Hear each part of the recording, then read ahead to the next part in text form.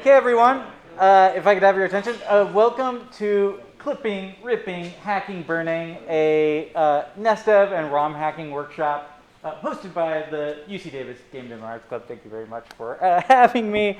I'm Patrick Lemieux. I'm an associate professor in cinema and digital media. This is Stephanie Bullock. She's also associate professor in cinema and digital media and English. We run this lab space. It's called the Alt Control Lab, and of course you're kind of welcome to be here tonight, as well as in club meetings, either for the Women in Gaming Club or, of course, GDAC. One of the reasons I wanted to do this workshop was a long time ago, like 10 years ago, I asked a senior academic person, well, how do you make like your retro games? Like, how are you doing this work? And they essentially said, you're just going to have to read my book. And didn't tell me anything about where they found their information, what materials they bought, what are the tools to do it. And essentially, I developed this workshop to do the exact opposite of what they did, which is to try and introduce you in a kind of easy way into how to do this kind of work. So tonight, we're going to focus on a little bit of kind of computer architecture stuff, a little bit of like intro to like electrical work. So we'll be doing a little bit of soldering and desoldering, a little bit of assembly programming, and then hopefully a little bit of playing your original ROM hack. So you don't need to know any of this stuff before the workshop. The point of this is to kind of dip a toe and talk about where this information comes from and how to do this kind of work. To help with that, one thing that you should download is if you go to patricklemieux.com/temp/nesdev.pdf, you will get this PDF, which has all of the links I'm going to be referring to in our workshop tonight. Specifically, if you have a laptop with you, and I'm hoping at least one person at each table has a laptop, I invite you to download nesdev_mash.zip or nesdev_win.zip. These are zip files that contain 3 programs. One is the FCEUX emulator. 2 is the Tile Layer Pro CHR kind of hacking tool. Oh, and if y'all could maybe scooch in, add a 5th person to each of these tables. These are going to be our 4 pods for the evening. So I think the table closest to the door needs an additional person, and then maybe space out so there aren't so many people at the same table. We want to kind of spread out evenly. There are some additional chairs over here if you want to join these tables. Aside from FCEUX, the famous NES emulator, and Tile Layer Pro, I also included a hexadecimal editor, which, you know, the main tool we're going to use for this entire workshop is FCEUX. It's an incredible emulator that comes with a lot of development tools. Yeah, and if you need this sheet, I was just saying, go to the link at the top, and you'll get a PDF that has all the links to everything we're doing in the workshop. If you don't want to download mine, you could just download FCEUX from their website, or Tile Layer Pro from their website, or a hex editor of your choice from its website. But I felt like packaging them. I also included a copy of Super Mario Brothers that I myself compiled from doing this process. So we'll have a shared copy in case we don't get there together. So I'll leave this up for just another second. Maybe I'll write it on the board. Wi-Fi being the usual Wi-Fi. It's taking a while. So I can't wait until the Wi-Fi.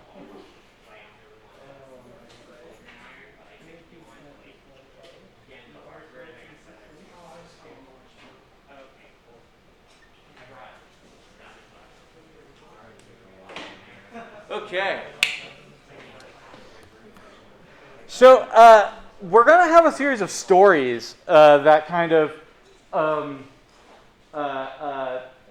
go together with each of these moments. A kind of clipping moment, a ripping moment, a hacking moment, and a burning moment. And so to kind of start our stories off for the night, before the crash, there was the Atari 2600. Let's pass this around. We'll start here. This is the Atari 2600. Classic and extremely popular video game console. It had games ranging from, and I'm going to kind of wind everything table to table. So let's pass everything clockwise for the whole evening. And when it arrives over here, Eli, would you mind kind of bringing them back to the main table when they kind of get back to your table? Cool. So some of the things that you might find on the Atari 2600 are kind of almost like boulderizations or like versions of arcade software. So Donkey Kong, Frogger, things like that. You might also find incredible original software like Yar's Revenge or Breakout or Adventure. So it's kind of stack of arcade games that have been kind of attempted to be translated. These are original titles. And you might also find third-party games developed neither by Atari's arcade kind of area or other arcades, nor originals, but by third parties. So I'm going to also hand around ET because, oh yeah, and the Atari 2600 is still kind of an iconic console. You may have seen its joystick. One of my favorite pieces of art ever is Mary Flanagan's Giant Joystick 2006, where she made a 6-foot version of the Atari 2600 controller. Some of you may know Pitfall, a very early platformer. This is Activision's first game. Activision being one of the first ever third-party studios who were not developing software for their own hardware, but were instead developing software for somebody else's hardware. And they broke off from Atari to make their own company once they learned the technology. And this is where Atari kind of gets in trouble, because anybody could make games for the Atari 2600. This is my favorite Atari 2600 game maker, US Games. It is essentially Quaker Oats, the cereal company, who made a small games division to make things like Commando Raid, Egomania, and my favorite of their games is Sneak and Peek, which is a hide-and-seek game. But intriguingly, it's a 2-player game where the first player sneaks and then the second player peeks, but there's no way that the game referees if you're looking or not. So it depends on the players themselves to literally close their eyes in front of the screen. There's a really funny piece of software that is essentially like a walking sim. Like there's no, aside from collision on the walls, there's nothing else in this game, and then it switches between the two characters. So very interesting, but also some of the things that led to the video game crash were things like, we're going to manufacture 4 million copies of ET for the Christmas season and then only sell 1 million copies of them. So the price of ETs went down to, I think, a quarter at the height of it. Oh, and here's me at AGDQ commentating ET, which is still a really interesting game. You can see Stephanie Bullock behind me. Oh, Jesus. Sitting next to sitting next to Mike Uyama. At like 3 a.m. in the awful games block, the best part of AGDQ. But everybody can kind of see, well, maybe I'll turn off my, are my captions basically nonsense anyway? They're coming in and out. Like the word like boulderizationis not. It did not. Most of it, I mean, it's not too bad. How do I?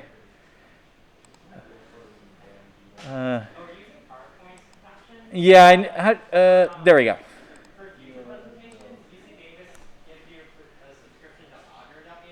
It's better. That's okay. I'm just going to turn it off for now and just ask me to repeat myself if you missed something. So you might notice that there's a big dip in the market right after kind of 1983.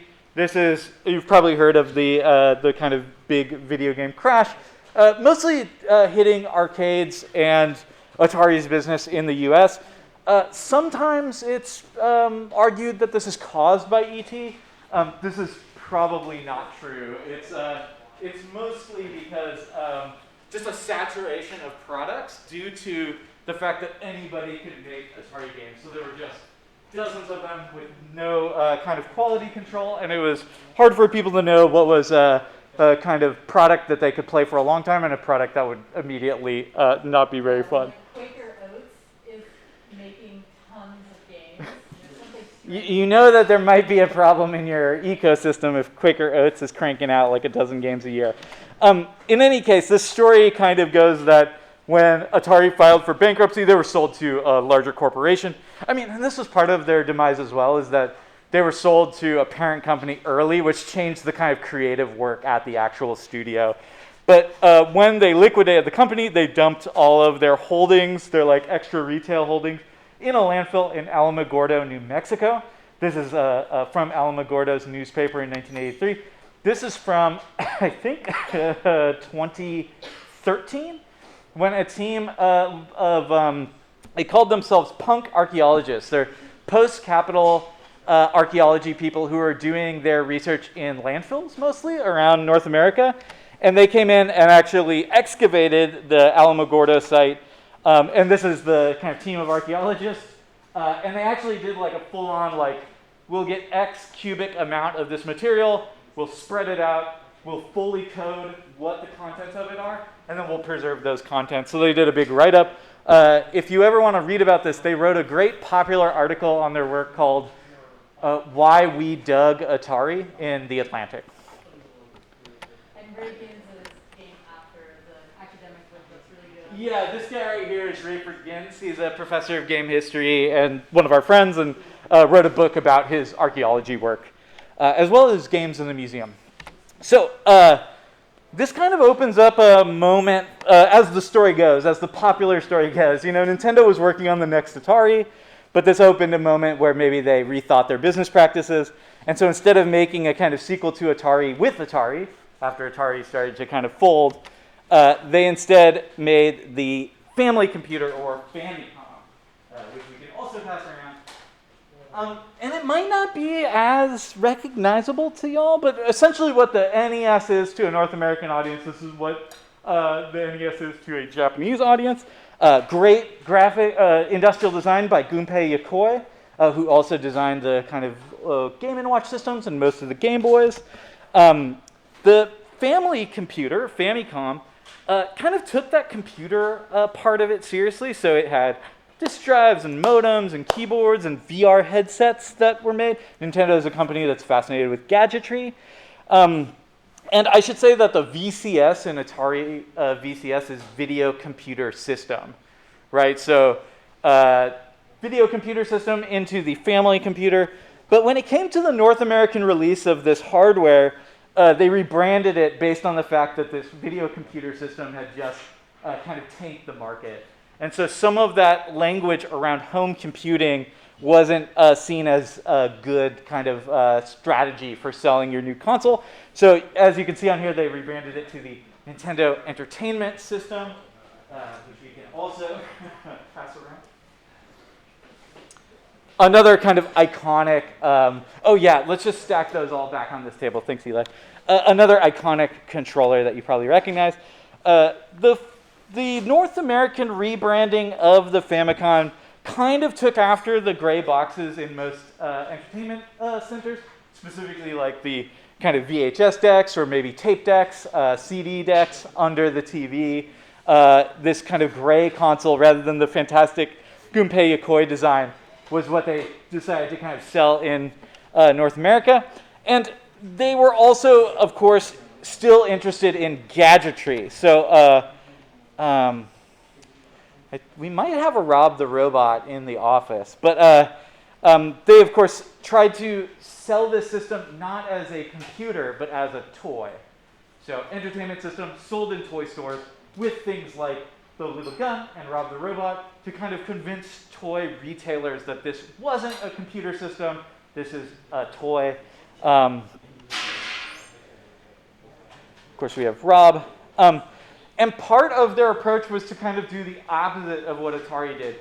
Rather than leave kind of the hardware open for third parties to manufacture software for, they tried to wall everything in.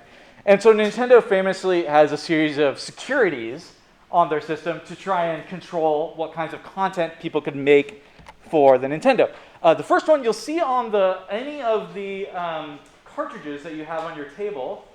And some of those, so the cartridges aren't supposed to be moving around. Those stay on each table. So try and find the original stack. I think you all had, yeah, that's your original stack. What did I think it was Zelda. Yeah, these ones are here. Yeah, big streams, yeah, exactly. And then you'll have Uncharted Waters and 6 Golden Coins. So if you look at the back of some of these, maybe not Team 2 with Michael, you'll see that there are security screws, and this is one of the first things that makes it so like you can't open these consoles up. On Duck Hunt, you should see that it's just a normal flathead screw on the back, so pretty easy to open up. But they transitioned very quickly after the first round of cartridges to these Torx-style security screws to keep your cartridges closed, right? So my brothers and I, when I was growing up, we had a little Nemo Dream Master cartridge that had you could shake it and hear something inside of it. And it never occurred to us as like a chip of plastic or something that broke off. It never occurred to us for a single moment that we should open it up and just remove that. We always just like lived with it rattling. So ways to open this up, because it's like not a typical screw. The classic way to open these is to get a like Bic pen, melt it down, get it nice and molten, jam it into the hole to try and make an impression of the Torx screw head. So they're at the top, jamming it in. You got to wait for it to completely harden. So usually you want to remove your hands and not wiggle it after you do the initial jam. And then you can carefully use that as your screwdriver. They break all the time, so you got to make a bunch of them. What's better than that are the aftermarket little kind of security bits. And some of your tables have these. You can begin to use these to open up every box on your table. If you don't have one, borrow one from the table next to you once they're done. I think Sonic needs like the bigger one. So y'all, in the cups, you should have screwdrivers. Oh, and as you're opening all these cartridges, you know, let everybody unscrew some things and put the screws back in the cup so you don't lose them.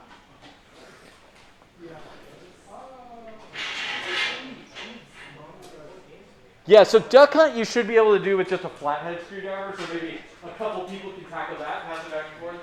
And then maybe y'all don't have the other security bit, so maybe grab one from this table after you're done 4 marbles. Y'all should have the security bit, right? No, you do. So yeah, go ahead and open, you can open Duck Hunt just with a flathead, but open the other two.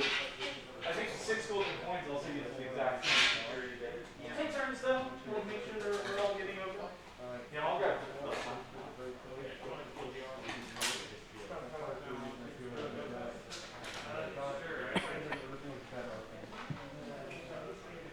Okay, excuse me.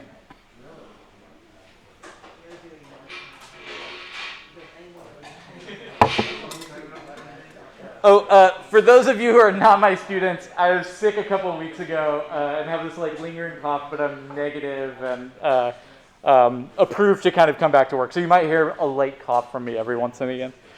Thanks for the heads up. Yeah, don't want to worry anyone. Been really safe. As you unscrew those, I just want to talk about the other security measures that Nintendo has put in place. So you'll notice as you open those cartridges that aside from the 2 primary chips, the PRG for programming ROM and the CHR for character ROM, you'll see a 3rd chip off to the side of most of those games. Little CIC chip. This is a handshake chip that talks to a chip inside the console. I'm going to hand the Nintendo motherboard around. See if you can find the handshake chip in here. Because every game has to talk to this particular chip. And specifically, they developed these chips inside the cartridges, the CIC chip, to talk to this one. And if they don't connect, the game won't start. So a lot of people will snip this particular pin on the motherboard to remove power from this chip so that they no longer have this error occurring.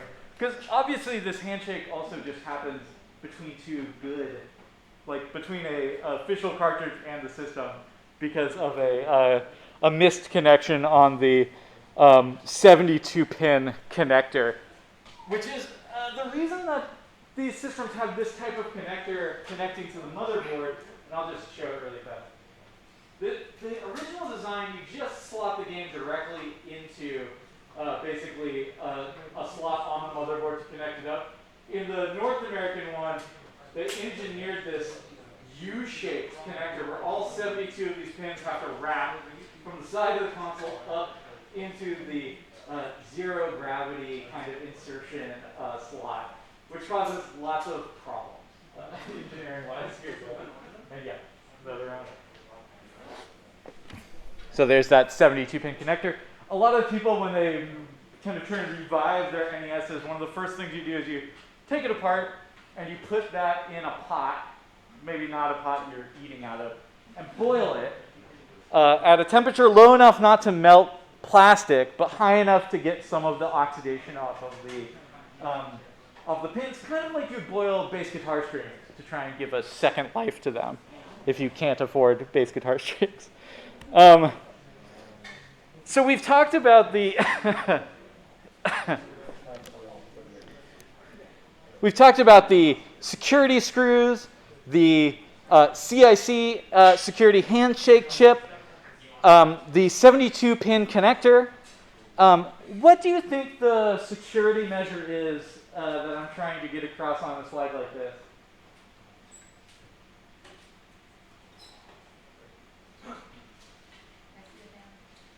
Oh, yeah, please. Is it the Nintendo seal of quality? Yeah, so you'll see on all of these games a seal of quality.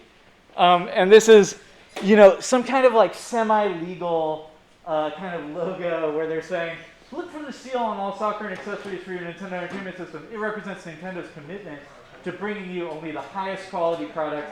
Items not carrying the seal have not been approved by Nintendo and are not guaranteed to meet our standards of excellence in workmanship, reliability, and most of all, entertainment value. Yeah? Is that one supposed to be this small? That's right.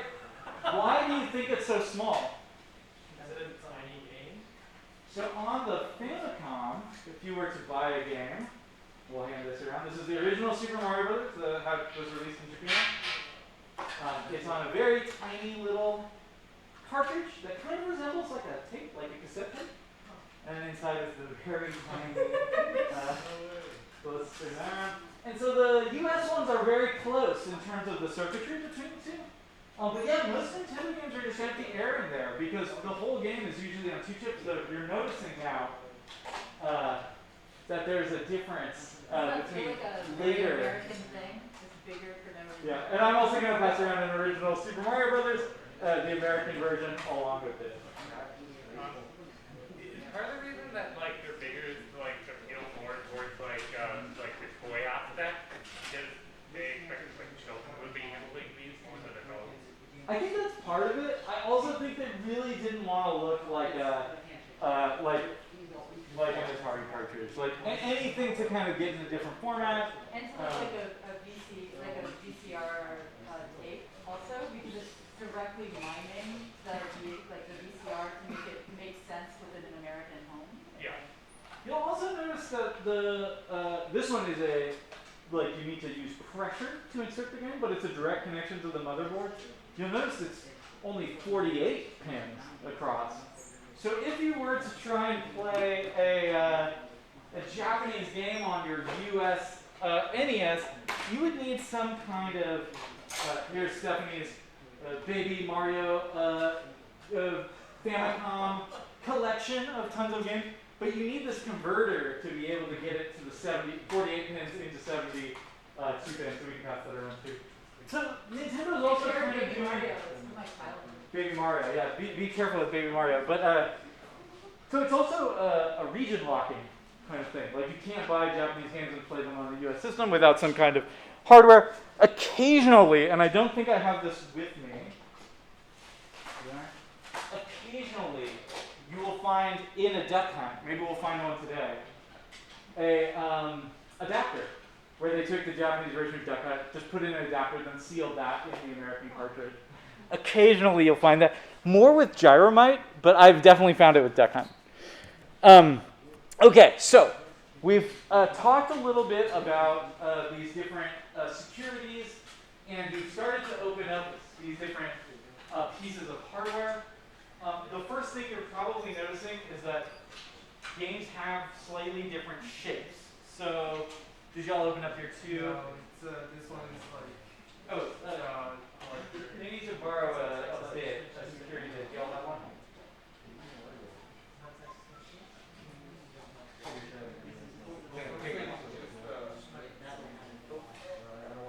Oh, I think it's because it's magnetic.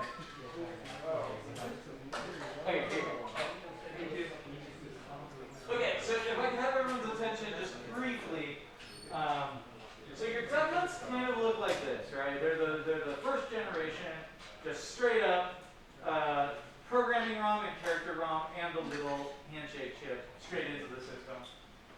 On later generations of games, so here's Legend of Zelda, here's Super Mario 3, you'll notice additional changes, right? So Legend of Zelda has extra RAM. It needs like a little bit more processing. It also has a battery because that RAM is used to save your progress. You have a save file. So save file, which was R&D1. So Nintendo's broken up into R&D divisions. R&D4 was their entertainment division where Miyamoto was developing these games with Suzuka, Nariko, and Koji Kondo. R&D1 was doing a lot of the hardware design and the new chip designs. Mario 3, you'll see, they have a first surface-mounted chip. This is the MMC3 processor. So this is really, really useful for cranking out more sprites, more colors per scan line. And then as the system gets older and develops, you get something like uncharted waters. This is a Koei economic simulator of the Age of Sail. Yeah, if you have your deck now, I'll pull it up. Yeah. So you can see from MMC1 mapper to MMC5, you have a big change. And unlike discs that you get for PlayStation or Xbox, which hold data, the cartridges that you're putting into your NES are actually expanding its processing capabilities by including actual chips on the cartridge itself. The MMC5 is right here, circuit mounted. It's this massive processor. And people have done really interesting ROM hacks using the MMC5 on something like Mario 3 to expand it even further or do more things with it. The other thing that I wanted to point out, especially with this group's work, is can I have, do you have Vegas Dream and Adventure of Link up yet? Oh, so open that one and I'll come back. So open Adventure of Link and we'll come back to it because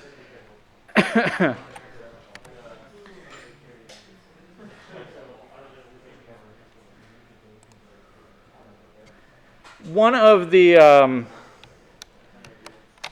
websites that is very, very useful and is on the PDF that you can download is the NES cart database. And you can look up specific cartridges. So if we look up Adventure of Link on here, which team number 4 is opening, we can see all the data about it. So this is the kind of US release. We can kind of see this high-res scan of it. We can see actual scans of the body of the cartridge. And keep this in mind. Let's go over to Vegas Dreams. Because these two cartridges are not random. Oh, don't tell me you don't have Vegas Dreams. Yes, good. So here's Vegas Dream. And if we start to compare and contrast, I'll just flip between these. What do you notice about the cartridge?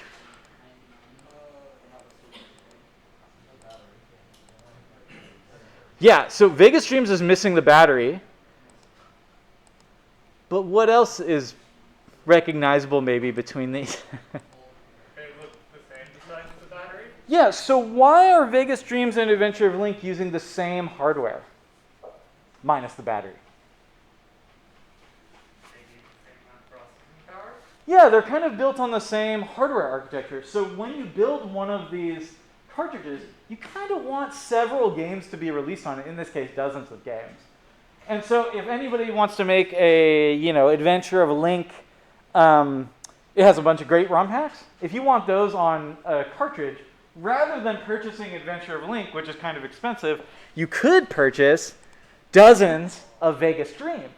and then install the battery and put new chips on to get your ROM hack of Adventure of Link running, because it is the same mapper. And that's what these are called. The PCB class is a NES SK ROM.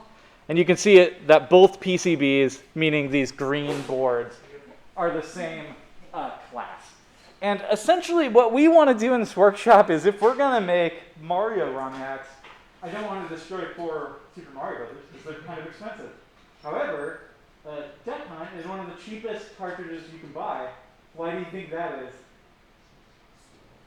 Because it came with every console. Yeah. Well, did the Duck Hunt cartridge come with every console? No, it was the Duck Hunt thing. Yeah, so there's a combo cartridge that one of the groups have. Do y'all have the combo? Yeah, Mario plus Duck Hunting, right? Oh, Yeah. yeah, this one. Yeah. So this was launched with every NES console. Oh, and it's a particularly strange one inside there. That's interesting. So this isn't going to make my point that well, but this doesn't have any morphology with the original Super Mario Brothers. Duck Hunt does, and because people got the combo, no one really bought the single Duck Hunt. Just its own cartridge full of Duck Hunt. So we can use that to make Super Mario Brothers. Questions about cartridge hardware before we move on to clipping? Which, Like the whole time the plant, because like the first one Jeremy was like so small. I wonder how they picked like that size. Like it must have already been in development for like the larger steps.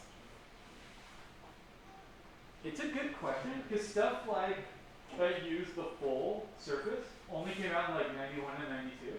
Yeah, And all of these came out in like 85. So I think it's a case of like, we know it will expand, and we're just going to make a default standard at the beginning, and we'll grow into it, is what I think happened. Isn't that called future proofing? A little bit, yeah, but I think it wasn't like completely planned out from the start exactly how that would happen or what they'd make with it. It was more like, let's make a decision and we'll figure it out later. And Japanese cartridges, as the system aged, they grew taller and taller for plugging into the top of your Famicom. Okay, so we've talked about the cartridge hardware, and now it's time to start the process of making our ROM hacks. And the start of this is going to be clipping.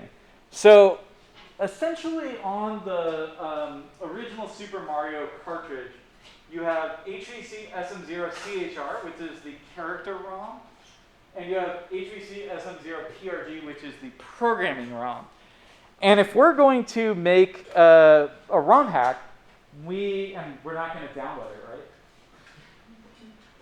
So how do we get the data off of the cartridge? Like how do we make a Super Mario Brothers here? Like we own the game, I bought it. How do we like make a file that we can play on our computers? Yeah, we need to dump the ROM. So in order to do that, we need, well, before that, I was going to say, I have a tool here called a universal programmer. And it has this little slot that you could slot in one of these mask ROMs on any of these games and try and read it via USB. But before we try and like read the data off one of these chips, we need to get the chips off of the cartridges. So this is the first part of the workshop where it's going to be pretty hands-on. We want to learn how to solder together. So how many people have soldered something? I see 1, 2, 3. Okay, good. So I might ask in the back table to maybe, what's your name in the room? Oh, yes, Say sure. it one more time. Sean? Yeah, really nice to meet you. I might ask you to help this team out, since they might never have solved it before. And likewise, Camden, I might ask you to help. Oh, you haven't? I did it, but I broke my DS. Well, you have more maybe than table number 4. Hold it in your hand. Yeah. So before Good before we plug anything in, I just want to go over some of the do's, don'ts, and safety stuff. So first of all, this is a soldering iron. when you plug it in, it's a very simple piece of electronics. When you plug it in, the two wires touch and make the tip hot. So it's going to slowly heat up. The tip, there's some kind of insulation in here, so the tip doesn't heat up directly right away. It's not like going to make an electrical shock. It's just the whole metal tube and tip are going to get pretty hot. And so before you plug this in, you kind of want to get ready as a team. Make sure you set up your little space, and all of you have just a bunch of rubbish kind of sitting on the tables. So one of the things we're going to need to do is kind of organize some kind of soldering space where you have control over what you're doing, and you can set up a situation so that we can kind of be perfectly safe. So pick the corner of the table that you want to do soldering with. Yep. And kind of clear that corner completely out. Yeah, go ahead and pump the lights on.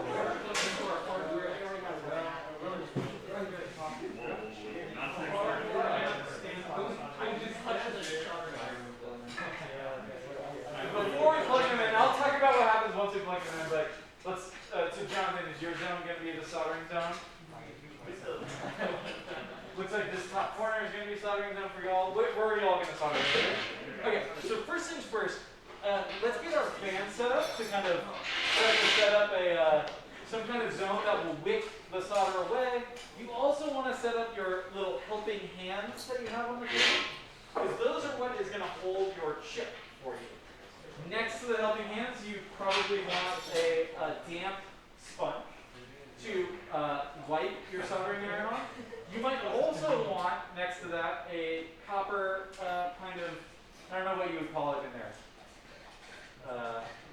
Curly thing? Yeah. You want that, and that's another tool to, you can dip your soldering iron in there to kind of, copper is more conductive than what the soldering iron is made of, so it will stick to the curly zone. And then for the sponge, you just wipe it, kind of like you're wiping butter off a knife. You will also, I think that is a good enough. You'll need your little stand for your soldering iron. Though it's pretty wimpy, and eventually you're going to need the desoldering iron, so we'll get there. So go ahead and get a little spot set up on your table and kind of start to get these things in order. Y'all, I stole your soldering iron because I'm going to do a little demo up here. Should we open the windows for more ventilation? Potentially, yeah. So the little fans will kind of wick it away. I'll talk a little bit about safety after I do the first setup. It's not extremely toxic, but it is irritating. So yeah, thank you, May.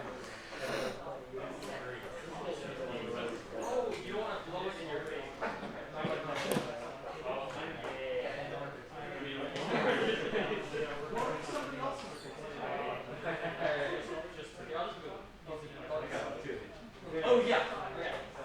Yeah. So let me grab this. Just to make the Vegas dream point, you can kind of see these two are identical minus the back. Thank you very much. Oh yeah. Yeah, some of these are hand done for sure in the factory. Yeah, I mean, a lot of the OEMs are probably primarily hand done. I'll play the instructions. Oops. Oh, can you wiggle that computer, please? Can you wiggle that computer, please? It just needs to wiggle. All right. So let's say I have my little space here. You can see me up on the board. I've got my little stand. I've got my sponge. I have my curly braid that I'm going to give team number 1 after I'm done with all these things. And I also have a little solder, which I didn't mention. And if I'm ready to solder, what I want to do is be pretty aware of my surroundings. You kind of want to let the teammate who's soldering kind of have enough space to do what they want to do. Once you plug this in, so I'm plugging mine in, you'll see the LEDs around it light up. And from this point on, you should treat this, actually, even when it's not plugged in, you should treat it like it's on. But this is going to kind of heat up slowly over time. You want to hold this like a pencil, and you also want to make sure the cord is kind of in your full control. So really, you don't want this necessarily to cross over your wrists, and I would also make sure you don't have a lot of like dangling clothing. You could let this kind of heat up in its little stand, but if you're going to do that, just make sure that somebody is kind of taking care of it and watching it. Whenever I always have a solder babysitter, so like you should never have it unattended. There should always be somebody who is like kind of holding it or watching it, and so you're trading off. Make sure that you always in your group have a solder babysitter. And the first thing I'd like everybody to try, kind of on the back of these are old cartridges from the mid-'80s. The solder in them is going to be really stiff. It's going to be really brittle. So just as practice, I would like you to apply some new solder to every pin, which sounds like a lot of work, but it's also really good practice. So this is the kind of the first step, is just to apply some new solder to every pin. So how do we do this? As this heats up, I'll just let it heat a little bit longer. Let's look at our do's and don'ts really fast. So do hold the handle like a pencil. Be careful. Touch the tip of the iron to the joint, meaning the copper on the PCB. Not the pin coming out of it, not the solder itself, the copper joint. You want to melt the solder, and it'll take between 1 and 3 seconds to kind of melt, especially right at the beginning. It sort of looks like the T1000 metal when it gets to the point where it's ready. And I'll leave this up on the board when you all are soldering. This is from NASA, has like a really good soldering training document because they want all their joints to be identical if you're sending it up into space. But you want to heat the kind of pin and especially the circle in the PCB. And then you want to add the solder from a kind of a perpendicular angle to it. Like you're not bringing them together, you're not putting the solder on the soldering iron and trying to smear it. You're heating up the implement, and then you're melting the solder onto the actual pin and especially the kind of circle. And the goal is to kind of make this kind of tent shape. It should look shiny and kind of iridescent. You don't want too much, too little. You don't want it to be cold where it kind of balls up or burn the actual PCB. Luckily, these electronics are very robust, so it's very hard to break them. Make for a really good practice. And you can see above the kind of perpendicular approach where you're holding the solder in your dominant hand, the soldering iron in your dominant hand like a pencil, touching both the pin and the joint, and then bringing the solder in from the other angle. So let's see if mine is heated enough to try this out. So I have the soldering iron, and you can kind of dab your soldering iron on the sponge. You should hear a sizzle when it's hot. Nobody should have theirs plugged in yet, by the way. So we want to make sure that our solder is kind of clean. So we sponge. We might do a little bit of the kind of curly area. And then my goal is to kind of have the solder in one hand and the soldering iron in the other. Maybe I can even... Can I zoom in here? All the way? Okay. So you want to kind of bring this in and heat up the pin, and then I come from the other direction with the solder and put a little bit on. And just go down the row. This is kind of good practice. Am I off the screen yet? Nope. So some of those holes were desoldered from the last workshop, but these next couple are, I can tell they're original.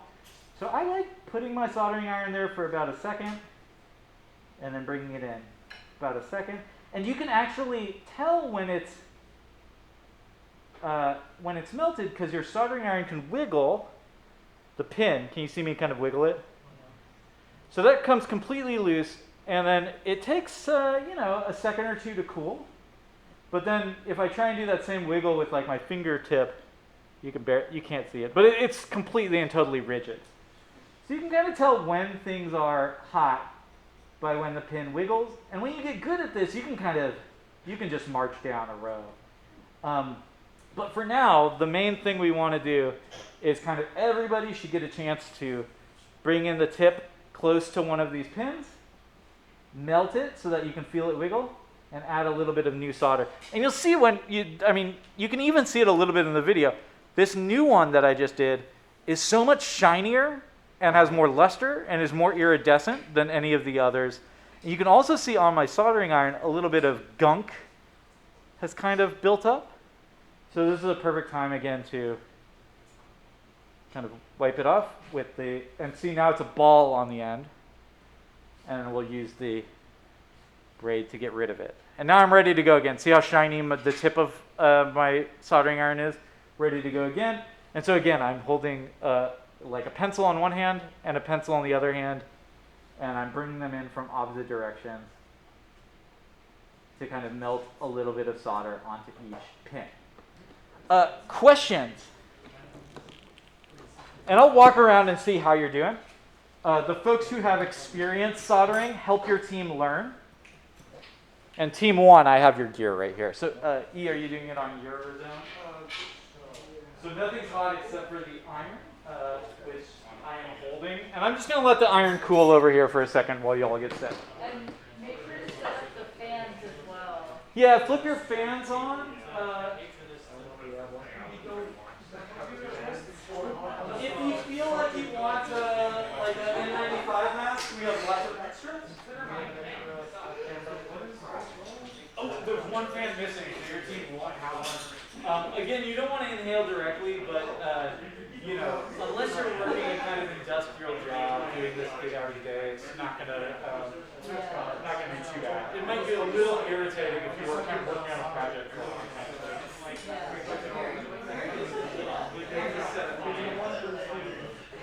Are you setting up in that corner? Yeah, let's do it. So now I want everything kind of like tight together. This isn't like and I didn't tell this to anyone, but you might have noticed how I said helping hands, where the edge of the PCB is resting against the table to make it really sturdy. So see how you should be able to kind of like hit this and it won't really move that much. I like clamping down.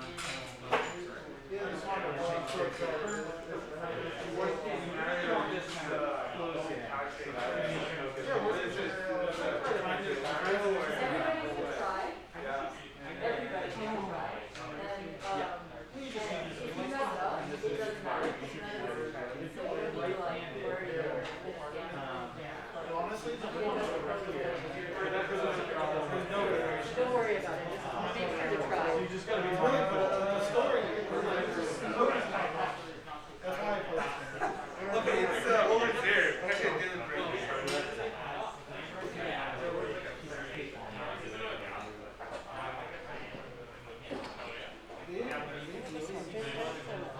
What's that doing, Jay? Oh, it's really...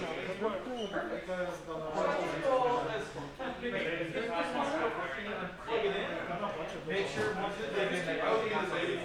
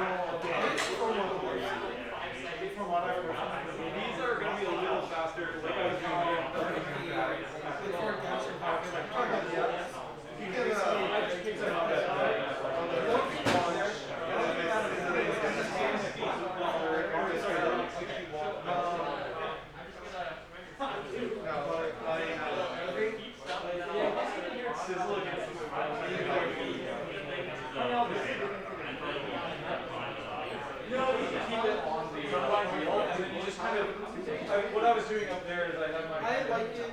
Mostly because now I'm I can't not like it. But also I just you'll know when you're ready. The sponge and no, you use it surgically. I used to just play on my phone.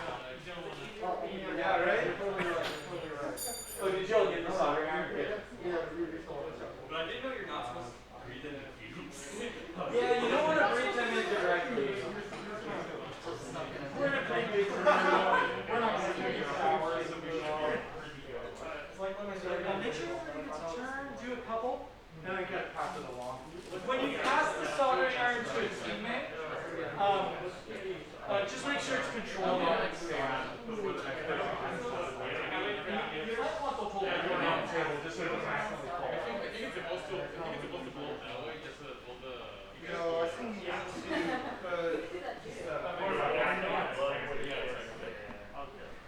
it's melting. It's actually melting. Yeah, but like there's a top part. One mistake. Hey, if anybody accidentally gets a burn, don't freak out. All you need to do is run your hand under some cold water, and then I have medical supplies here if you need them. We've never had anybody get an injury in these workshops, so just be cautious, but also if you get a quick snooze, it's not the end of the world. It's true.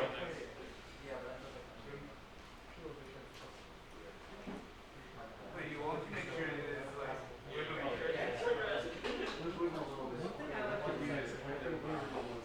Put the reel down on the bench, and then straighten out a bit of this and kind of use it like a pencil. It won't heat all the way to your finger. But there are also the heat resistant little finger cups. My hands are shaking, but I'm still shaking. How's it going? Try to touch it to this one. yeah, you can clean it up. Like just try to. So like. So the idea is that you want to heat up the pin first by touching it to, for example, where the pin is. So you want to start there. Yeah, you can start on that side. So go ahead and press it. Second, before you try and apply some solving. And remember, you want to press it at the point where it joins the board. So not the top of the pan, but like press it into the green board.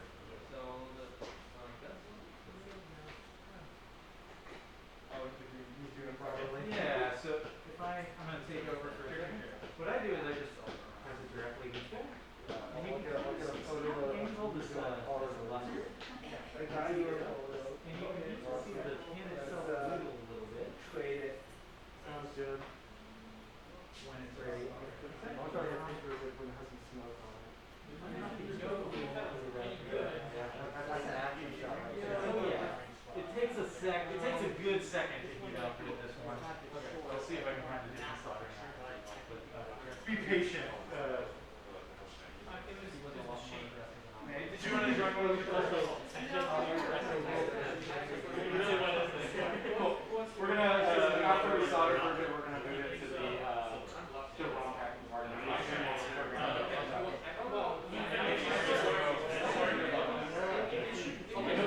I'm also recording it in case how's it going? Alright, you're feeling involved and able to apply some new solder, okay?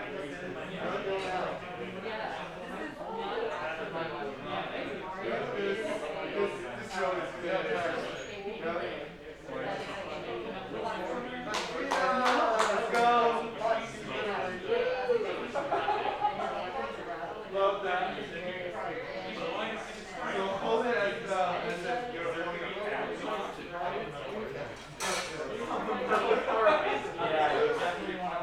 Yeah, and we want you to hold. I mean,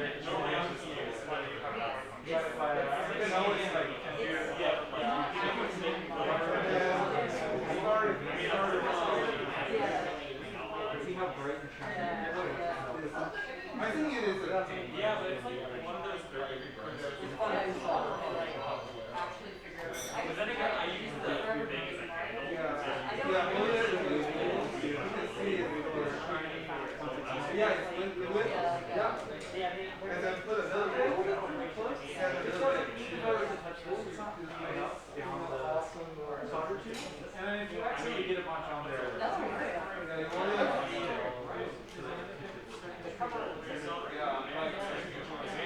yeah, that's right. How many people have tried so far? Great. Each of us are getting one of the sounds good. It's really satisfying, to be honest. Did it melt? Has it heated up yet? Like the leftmost one. Yep, that one looks like you got it. It's a little bit much.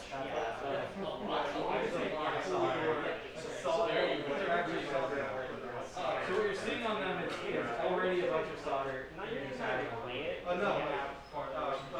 Honestly, I kind of just want to just build like the rest of Actually, heat it up first, and wait, you know what? Just make it like so you should do your solid right now. And then bring in the solder. it's cool having it, but then you have a lot of others, and I'm like, this seems silly. But also they want to say, yeah, it looks cool. Like, what's the worst time? Always want to do your solid.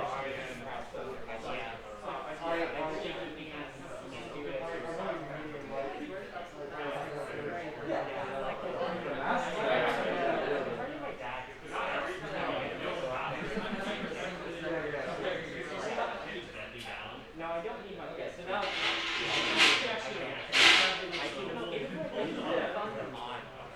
I don't really have that many memories of Good. I broke my mom's computer to do it because you need like Yeah. you need like a Guys, computer you know. hard drive. Oh no.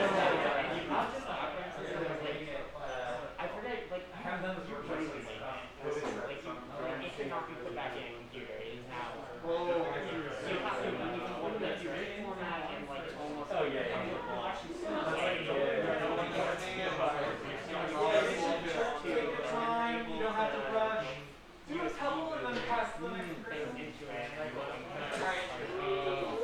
It's really cool. It's such a weird, it was such a weird mod.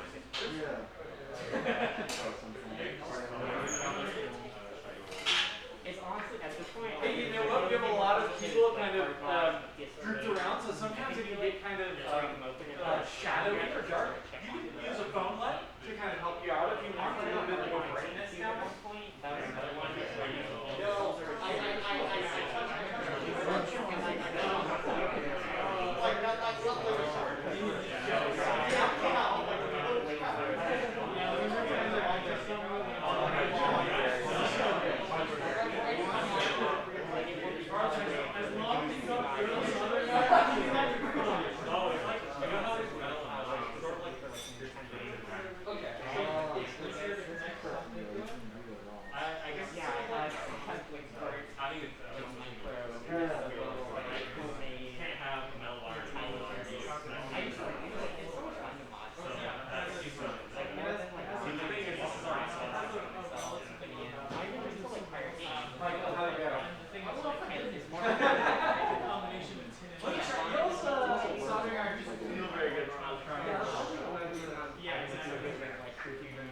Oh yeah, yeah. So you really gotta kind of push it into, unless you use one of the little, if you're running up to your child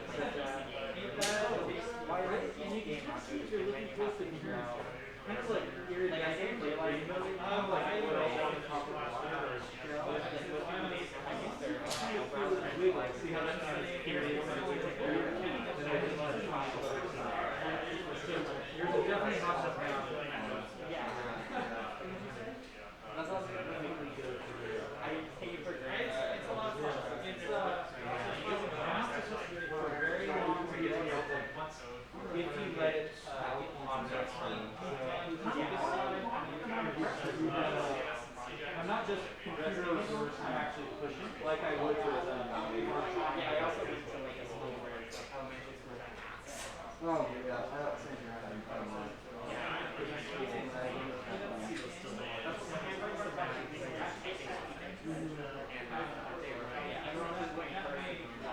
yeah, you're starting to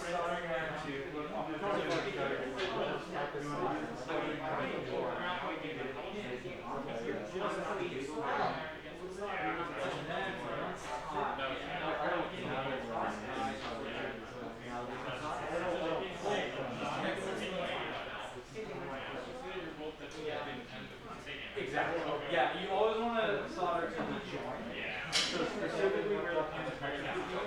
Yeah, I'm trying about the same amount of pressure I would if I were winding. So it's I'm not just resting it kind of like, it is tricky though. This is like very kind of manual dexterity.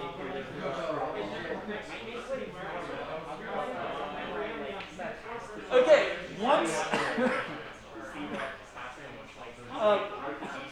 could the person currently soldering get to a kind of safe position? Could the person currently soldering kind of wrap up what you're doing and get to a safe position? Maybe get the soldering iron back into a stand? Because you might have noticed that we've been kind of resoldering, right? But if we want to get these chips off of the board, we need to desolder. So in order to desolder, we actually need to add an even trickier element to this process, which of course is not, I don't expect y'all to perfectly get these chips off. We're just learning how you might do this. And specifically, everybody should have a few desoldering irons on the table.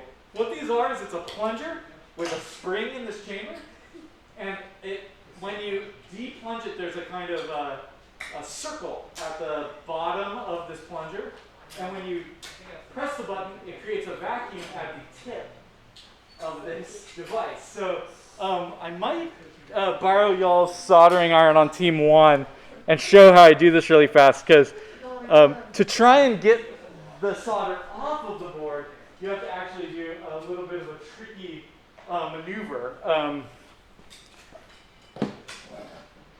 Okay, so let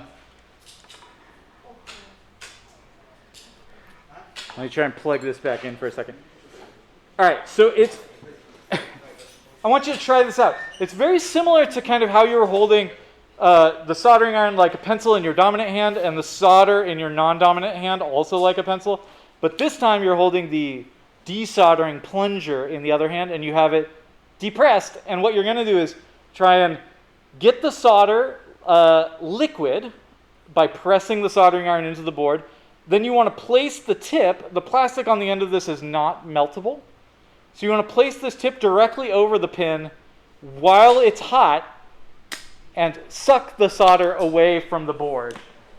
So if I were going to try this, let's see if I can kind of get in here.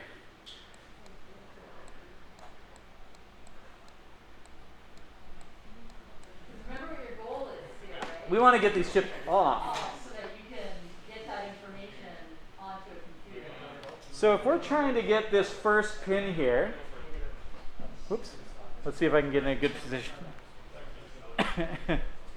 If we're trying to get this first pin here, I want to get it nice and melted so that it's wiggling. And then I want to place the white cap on top and then press the button to get the solder off of the board. Oop. So let's try this next one. And that one came off a little bit easier. And now we have a little bit of a hole on this one. You can't really see it on here, but I'll come around to the tables. So once you get used to this, it's as fast as soldering to kind of take solder off of something, but it's a little bit of a kind of dexterity problem. And these, they'll fill up with solder, so you kind of have to, where's my tip? You can kind of see I've desoldered tons of solder.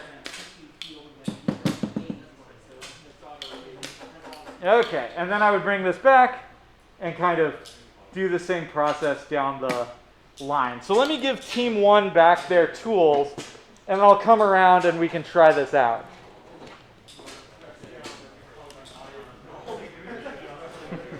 Okay, this is still hot, so why don't you take over this soldering iron? Here's a little, you might want to borrow one from another team. Yeah, it's okay if you have two. They might need a better one. If you'll end up having trouble with it, switch with this team too. So I'm just going to do a real desoldering kind of show here for you all. You're all good. All right. I want to get this off of these. I'm going to start right here and see how it instantly melts. And then you want to kind of put this over and desolder. See how there's a perfect, it gets everything off. And this desoldering plunger is It feels so weird. the one full tape. Keep this one for yourself. But what you want to do is make sure that every pin you can see daylight around it. And again, my plan is first I press the pin until the pin is wiggling. Then I place this over the top. And as I'm pulling this out, I kind of push this in and try and make a tight seal around the TV. Try that. It's weird. It doesn't feel great. You have to kind of work on it. It's hard. I mean, I think so. How's the plunging going? But no one calls it silver. Oh, good. So, I success for one of them. Yeah, look at you. oh yeah, so you can see how they start completely off of some of this. Try and get everybody to try and keep soldering a little bit. You can keep the plastic on. Yeah, let me do a quick demo because you can sit there, I'll just pull up. Yeah, I like to hold these kind of like two tools. This is getting kind of. I have no idea. See how bright and shiny it is?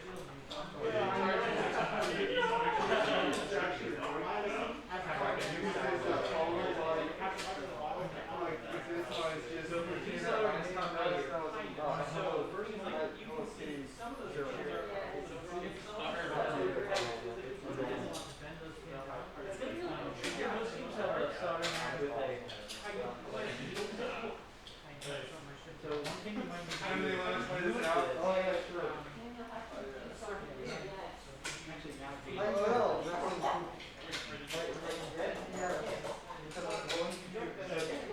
So this one I finally was able to do. It's gonna be tricky. Why were you soldering it? So what I'm doing is I'm placing this over, and as I'm pulling this away, I kind of push this in and seal it as close as I can.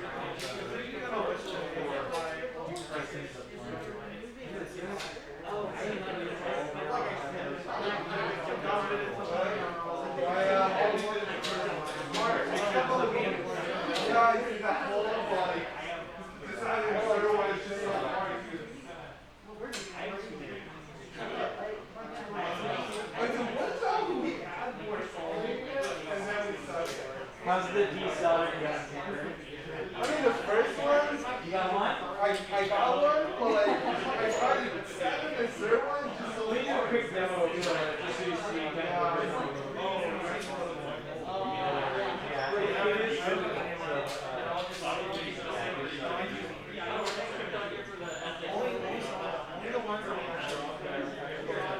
don't know, like, it's, all you need to do, because they're all plugged in, all you need to do is just plug in your chicken wire.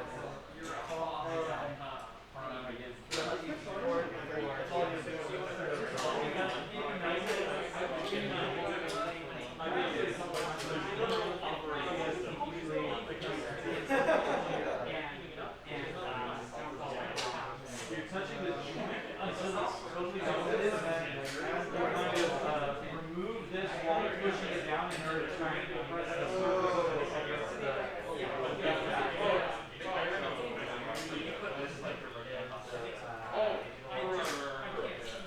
Yours is very sensitive. In fact, I know how tricky this is. This is the exact. These are actually soldering tools that go multi-octave with stuff. Actually, I'm gonna grab another one.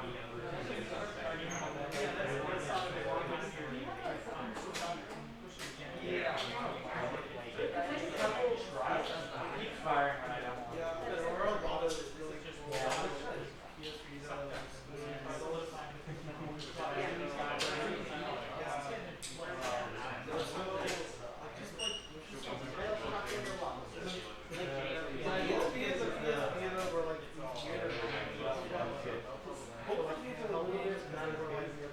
So you're just not part of it. Oh, and one thing you might want to do is anchors on the table. So I felt that they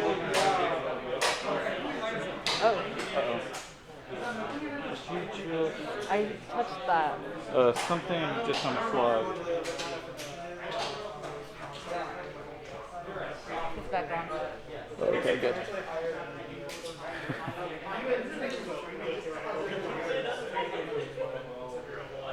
Building something.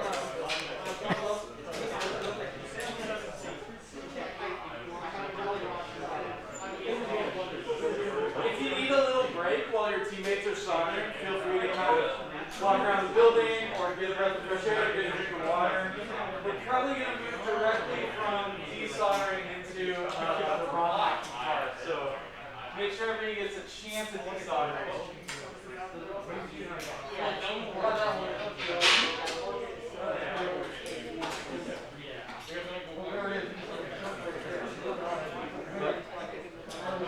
No, everybody needs to.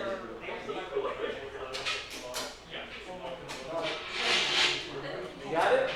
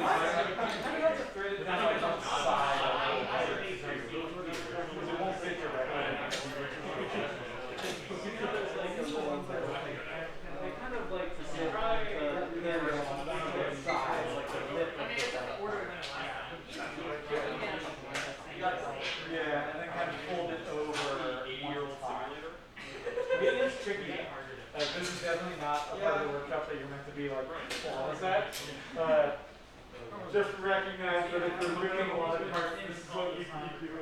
Like if I was really smart, I would have sold that mirror software. Yeah, that's a really good idea. It had the official pre-release seal on it. So there's not any like there's only like 2,000 of those sold.